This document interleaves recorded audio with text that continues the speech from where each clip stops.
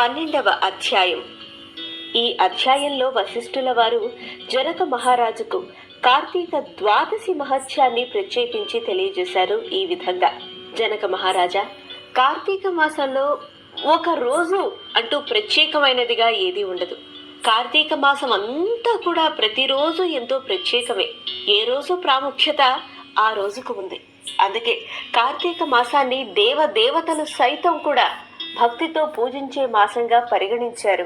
అయినా కార్తీక ద్వాదశికి కూడా ఒక ప్రత్యేకత ఉంది. ఈరోజు సాలగ్రామాన్ని శక్తి మేరకు పూజించి వేదాధ్యాయన సంపన్నుడైన బ్రాహ్మణుడికి ఆ సాలగ్రామాన్ని దానం చేయడం వల్ల 4 సముద్రాల వైశాల్యం గల భూమిని దానం చేస్తే ఎంత ఫలితం కలుగుతుందో అంతటి ఉత్తమమైన ఫలితం కలుగుతుంది. ఇందుకు ఉదాహరణే ఈ కథ అని కథను ఈ విధంగా మొదలుపెట్టి చెప్పసాగాడు. పుణ్య గోదావరి నది తీరాన దురాచారవంతుడైన ఒక వైశ్యుడు ఉండేవాడు. ఆ వైశ్యుడు ఇతరులకు పెట్టడు, తాను తినడు. అందరికీ అప్పిస్తూ జీవనాన్ని కొనసాగించేవాడు. అప్పు ఇస్తే వడ్డీ 10 వసూలు చేసేవాడు. ఒకరోజు ఒక పేద బ్రాహ్మణుడి దగ్గర తన వడ్డీని వసూలు చేసుకోవడానికి వెళ్ళాడు ఆ వైశ్యుడు. నా దగ్గరంత ధనం లేదని చెప్తున్నా 1 మాసం గడువిమ్మమని ఆ బ్రాహ్మణుడు అడిగినా వైశ్యుడు ఏమాత్రం వినిపించుకోలేదు. మితిమీరిన కోపంతో ఆ బ్రాహ్మణుణ్ణి తన దగ్గర ఉన్న కత్తితో హత్య కూడా చేసేశాడు. జరగాల్సిన దారుణమంతా జరిగిపోయిన తర్వాత వైశ్యుడి కోపం తగ్గింది. ఎక్కడ రాజభటులు తనని పట్టుకుని శిక్షిస్తారో అని భయపడి వైశ్యుడు అక్కడి నుంచి పారిపోయి తన ఇంట్లో దాక్కున్నాడు. కాలం క్రమేణా వైశ్యుడు మరణించాడు. యమలోకానికి పోయి నానా బాధలు అనుభవించసాగాడు ఆ వైశ్యుడు. కానీ ఆ వైశ్యుడి కుమారునికి మాత్రం తండ్రి పోలిక లవలేశమంతైనా రాలేదు.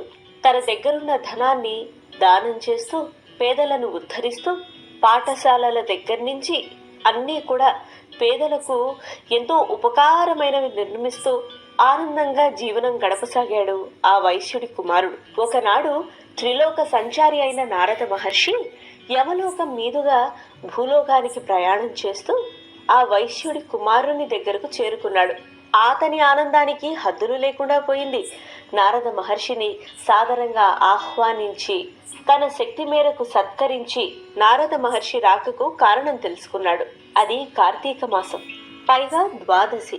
ఆనాడు సాలగ్రామాన్ని దానం చేయమని ఉపదేశించాడు నారద మహర్షి ఆ వైశ్యుని కుమారుడికి. అప్పుడు అతను అన్నాడు, పేదలకు దానం చేయడం వల్ల పుణ్యం కలుగుతుంది, కానీ సాలగ్రామాన్ని దానం చేస్తే వచ్చే పుణ్యం నిజమైన పుణ్యం అని నేను అనుకోను. మీరెన్నైనా చెప్పండి మహర్షి, మీరు చెప్పిన ఈ విషయాన్ని మాత్రం నేను అంగీకరించలేను అని ఖచ్చితంగా చెప్పేశాడు. చేసేదేమీ లేక నారద మహర్షి తిరిగి వెళ్ళిపోయాడు. కాలక్రమేణా ఈ వైశ్యపుత్రుడు కూడా పరమపదించడం జరిగింది. అయితే సాలగ్రామాన్ని దానం చేయకపోవడం వల్ల, నారద మహర్షి ఆజ్ఞనే ధిక్కరించడం వల్ల ఇతను కూడా అనేక జన్మలు ఎత్తాల్సి వచ్చింది. స్త్రీ జన్మలు కూడా ఎత్తాడు.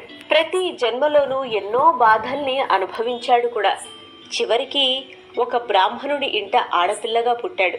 ఆ పిల్ల వివాహం సమయం నాటికి పెళ్లికొడుక్కి పెద్ద ప్రమాదమే జరిగింది.